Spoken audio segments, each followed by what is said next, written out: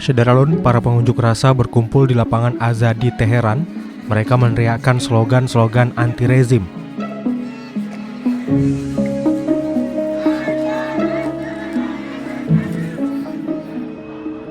Aksi mereka menyebabkan kemacetan panjang. Aksi protes meletus di Teheran dan kota-kota lainnya terhadap pemimpin tertinggi Ayatollah Ali Khamenei. Setelah Iran mengakui tidak sengaja menembak jatuh pesawat penumpang milik Ukraine International Airlines. Sebanyak 176 orang, termasuk 57 warga Kanada di pesawat itu, tewas dalam kecelakaan yang terjadi sesaat setelah lepas landas Rabu lalu dari Teheran. Beberapa jam sebelum kecelakaan, Iran menembakkan rudal ke pangkalan militer Amerika Serikat di Irak.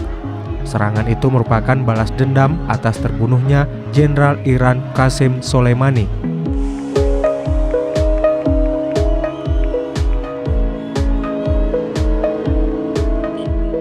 Para pejabat Iran mengatakan militernya dalam keadaan siaga tinggi dalam kasus pembalasan Amerika, dan hal itu membuat mereka percaya bahwa pesawat yang ditakdirkan itu adalah pesawat musuh.